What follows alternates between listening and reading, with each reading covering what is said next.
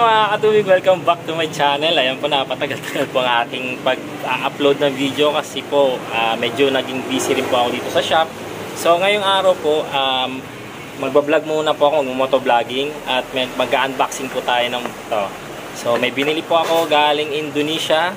Ayan, so ito po yung CVT cover ng ating mga Click 125. Ayan, para sa panggilid natin. So tingnan natin kung anong laman. At so don't forget to like, comment, and subscribe to my channel. Pakiring na rin po notification bell para update ka sa mga bago kong video. Let's go, guys!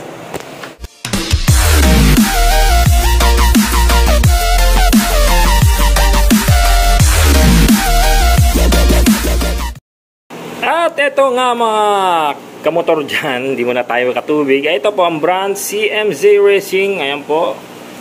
Cover po ng ating CVT, yung sa harapan. Para po makita natin yung sa loob, madali natin masilip yung pulley kung may nagka-problema. Ayan. Forma na rin po. So, nabili ko po to sa Shopee. Ayan, Shopee Mall. At, ayan, galing po siya ng Indonesia. CMZ Racing. Ayan po, nabili ko to 641 lang po. Ayan, tingnan natin.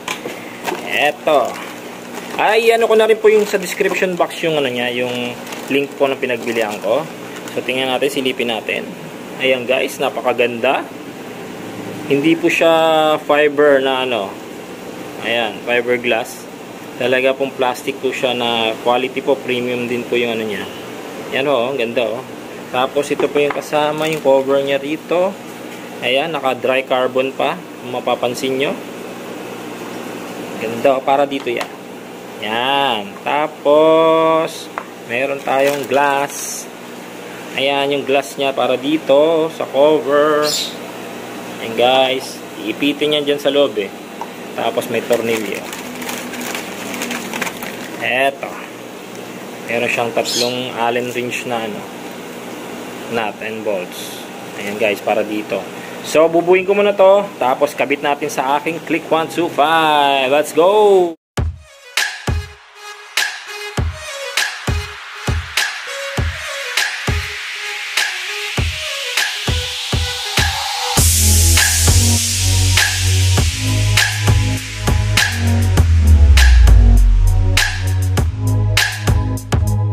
At ito na nga guys, nabuo ko na siya. Napakaganda po. Ayan o. Napakaganda o. Fit na fit po yan, no? Walang alog. Kasi yung tornilyo rin dito hindi rin matatanggal o. Meron siyang stopper. Ayan. Ang linis po tingnan. Maganda rin kung talagang pure stainless po ilalagay rito. May mga yayamanin bolts para hindi kalawangin. Pero parang stainless po to pero hindi yung talagang ano. So ayan nga, ikakabit natin guys sa aking Click. Let's go! At dito nga po natin yan ilalagay mga katubig, mga kamotor. Ayan, ayan o. Pansin nyo, napakaganda o. Yan guys o. Para madali nyo masilip kung may problema sa ating mga motor. Yan. So, palitan na natin. Tanggalin natin to.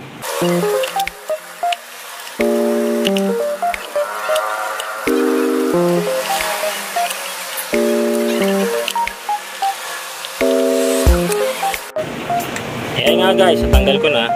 Ayan o, kitang-kita nyo ngayon yan. So, madali nyo na makita kung may problema dito. Ayan, stuck lang yung aking panggilid. So, punasan nyo na rin para naman nakabukas na rin kasi. Punasan nyo na muna rito. Ayan, pupunasan ko na rin dito para malinis na. Mas madali nyo makita. Ano lang dito guys, pag natanggal nyo itong tatlo, ayan, ito at ito, itong dalawa dito, ito pala, ito mawawala yan, kasi ito na yan eh. So ito mapapunta dun sa kabila, sa dito na yan, dun. Ayan, ganyan guys oh. Ayan, napakaganda, tingnan nyo. So kakabit ko muna. Eto guys, gagamitan nyo lang ng T-wrench, tanggalin nyo yung dito. Yan. Ayan siya na. Wala akong ano, taga-video. At yung isa pa rito sa taas. Yan guys.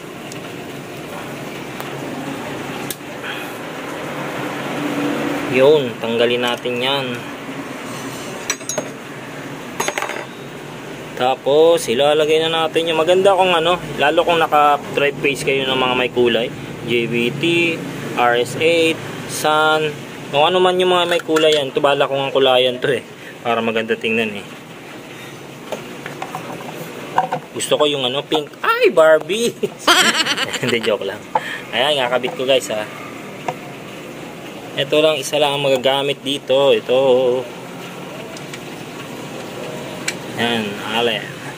Wait lang, wala akong tagahawak. At ayun nga guys, binalik ko lang yung ano, lock na nga natin dito, yung tornilyo ng crankcase. Ayan, alalay lang po sa paghigpit, baka mabasag ating plastic. Ayan, alalay nyo na lang po. Tansyahin nyo na lang.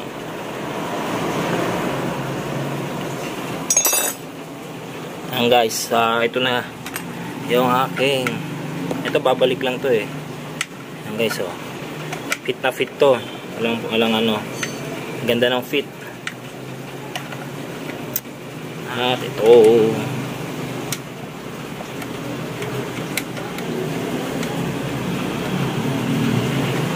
maganda, palitan din to. Sana kung may budget. Kung may mga budget kayo, palitan nyo ng mga tornicles nyo. Ayan guys, so tapos na. Tingnan nyo naman kung gaano kapogi, diba? Ang ganda Ang maganda kung medyo smoke. Wala naman kasi silang smoke para teterno sana rito sa aking filter. Ayan, hindi ko pa ito na-vlog ng buo. Saka na kung ano, mabablog ko ito isa-isa, itong mga parts na nilagay ko rito. Ayan, naghahantay pa ako ng sponsor para sa aking mugs at sa aking shocks. Joke. Ayan guys, so eto nga, tapos na. Naikabit na natin. Napakaganda. Subukan nating paanda rin. Ayan guys, so umiikot na maandar na yan. So madali nyo na masisilip yung panggilid. Ayan, napakaganda guys.